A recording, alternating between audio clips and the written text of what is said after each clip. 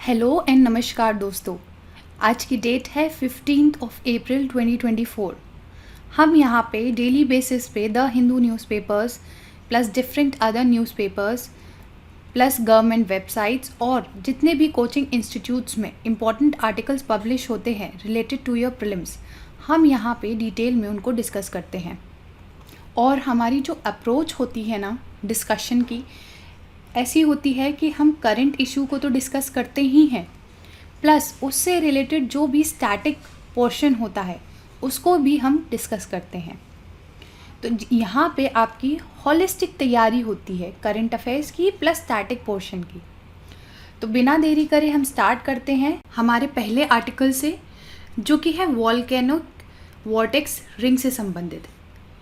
Mount Etna से कुछ interesting चीज़ देखी गई है, जो है वोल्केनिक वॉर्टेक्स रिंग्स VVR या वोल्केनिक स्मोक रिंग्स। यहाँ देखो, ये तब बनता है जब गैस ज़्यादातर वाटर वेपर एक वोल्केनिक क्रेटर के सर्कुलर वेंट यहाँ से, ठीक है, सर्कुलर वेंट से तेज़ी से रिलीज़ होती है। एग्जाम्पल, इमेजिन करो जैसे आप सोप बबल्स बनाते हैं, बस उस टाइप के सर्कल्स बनते हैं, बस ये हॉट गैस से बनते हैं। अब कुछ लोग सोच रहे होंगे कि मैम ये वाली जो रिंग है ना कहीं और से भी बनते हैं, है ना। तो ये जो रिंग्स हैं ये कुछ सिमिलर टाइप की रिंग्स हैं जो काफ़ी लोग समझ पा रहे हैं क्या है। माउंट इटना जो सिसिली इटली के ईस्ट कोस्ट पे है, दुनिया का सबसे एक्टिव वोल्केनो है। यूरोप का सबसे बड़ा वोल्केनो भी यही है। ये मेडिटेरेनियन सी रीजन में है, जो कि मिड कॉन्टिनेंटल वोल्केनिक बेल्ट का पार्ट है। यहाँ पे मैप में देख सकते हो, ये इटली है, ठीक है, यहाँ पे पूरा मेडिटेरेनियन सी है, ये टाइरेनियन सी है, और सिसिली में ये आपका क्या आ गया, माउंट इटना आ गया। इस एरिया में टेक्टोनिक प्लेट्स का मूवमेंट काफ़ी एक्टिव है। मेडिटेरेनियन सी रीजन में टेक्टोनिक जोन्स एक्टिव क्यों हैं? क्योंकि यहाँ यूरेशियन और अफ्रीकन कॉन्टिनेंटल प्लेट्स और भी कुछ माइनर प्लेट्स आपस में कोलाइड करती हैं। इनकी कोलिजन से सबडक्शन जोन बनता है, जहाँ एक प्लेट दूसरे प्लेट के नीचे सिंक कर जाती है और इससे वोल्केनोस बनते हैं। ठीक है, ये हमने काफ़ी बार डिस्कस करा है। इस रीजन में कई सबमरीन वोल्केनोस भी बने हैं सी के अंडर। कौन कौन से हैं? इम्पॉर्टेंट वोल्केनोस में माउंट वेसुवियस, स्ट्रोम्बोली वगैरह शामिल है।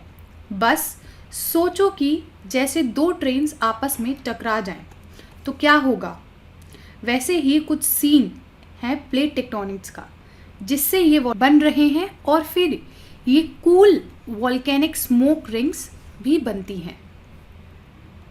तो ये था हमारा काफ़ी interesting article related to VVR। Next article है हमारा डॉक्सिंग से संबंधित। आप सबने काफ़ी बार ये सुना होगा या फिर नहीं सुना होगा। नहीं सुना है तो कोई बात नहीं, यहाँ पे हम डिटेल में इसको डिस्कस कर लेते हैं।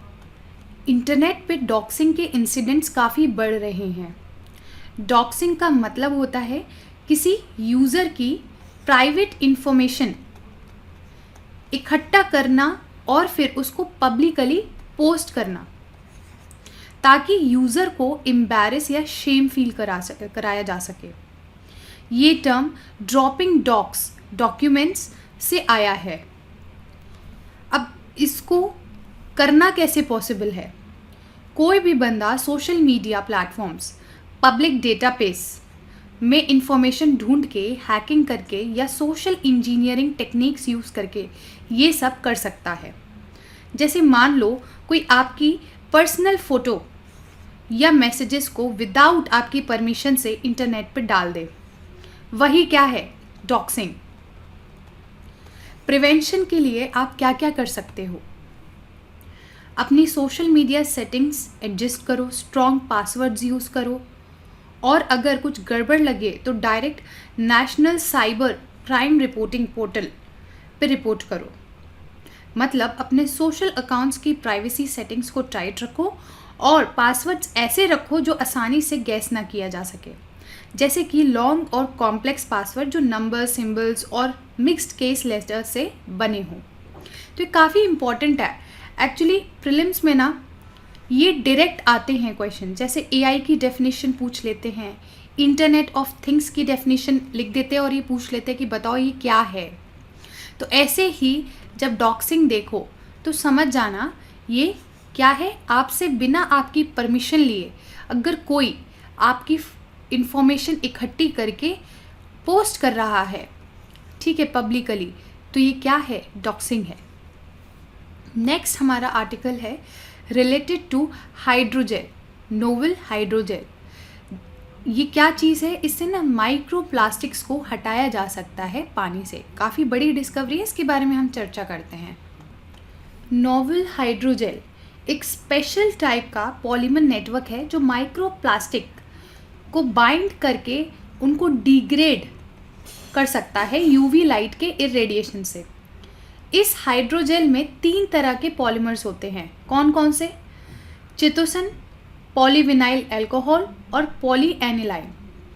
इन पॉलीमर्स को नैनो क्लस्टर्स यानी कि कॉपर सब्स्टिट्यूट पॉलीऑक्सोमेटलेट, इसको क्या कहेंगे? CuPOM, यहाँ देखो, के साथ कंबाइन किया जाता है, जो कि यूवी लाइट यूज़ करके डिग्रेडेशन में हेल्प करते हैं एज अ कैटलिस्ट। रिसर्च में इसका रिजल्ट भी बड़ा ही इफ़ेक्टिव रहा है। अब माइक्रो प्लास्टिक्स के बारे में जान लें। ये छोटे प्लास्टिक के टुकड़े होते हैं, जैसे यहाँ देख रहे हैं ना, टिपिकली 5 मिलीमीटर से छोटे होते हैं। 2 तरह के होते हैं ये। प्राइमरी, जो कि डायरेक्ट कमर्शियल यूज़ के लिए बनाए जाते हैं, जैसे कॉस्मेटिक्स में माइक्रो बीड्स या क्लोथ्स से निकलने वाले माइक्रो फाइबर्स। और सेकेंडरी माइक्रोप्लास्टिक्स वो होते हैं जो बड़े प्लास्टिक आइटम के ब्रेकडाउन से बनते हैं, जैसे कि वाटर बॉटल्स। ये ब्रेकडाउन मेनली इन्वायरमेंटल फैक्टर्स जैसे सन की रेडिएशन या फिर ओशन वेव्स की वजह से होते हैं। इन माइक्रोप्लास्टिक्स का इन्वायरमेंट पे बहुत ही बुरा असर पड़ता है, जैसे मरीन ऑर्गेनिजम्स इन्हें खाना समझ के खा जाते हैं और उनके लिए टॉक्सिक हो जाता है और इससे पूरा फूड चेन डिस्टर्ब हो सकता है। ये पार्टिकल्स एंटार्क्टिका जैसे रिमोट एरियाज तक पहुंच गए हैं। इनका ह्यूमन हेल्थ पे भी नेगेटिव इम्पैक्ट होता है, जैसे gastrointestinal issues, endocrine disruption, respiratory problems और काफ़ी सारी एलर्जीज भी होती हैं। ग्लोबल लेवल पे इनिशिएटिव्स लिए गए हैं इस प्रॉब्लम को टैकल करने के लिए, जैसे यूनाइटेड नेशंस ने 2012 में global partnership on plastic pollution marine litre GPML launch किया था। इंटरनेशनल मैरीटाइम ऑर्गेनाइजेशन ने 1973 में international convention for prevention of pollution from ships यानी कि मारपोल अडॉप्ट किया। इंडिया में भी कुछ एक्शंस लिए गए हैं, जैसे 2022 में सिंगल यूज़ प्लास्टिक पे बैन लगाया गया है।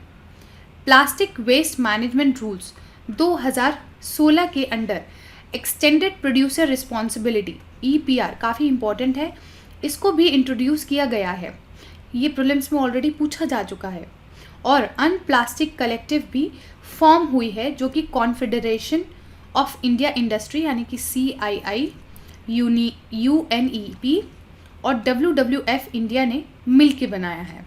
तो काफ़ी सीरियस सिचुएशन है और इस पे एक्शन लेना काफ़ी ज़्यादा ज़रूरी है ताकि हम और हमारा इन्वायरमेंट सेफ़ रह सके। तो ये था हमारा आज का डिस्कशन, काफ़ी शॉर्ट एंड क्रिस्प और इम्पॉर्टेंट आर्टिकल से भरा हुआ।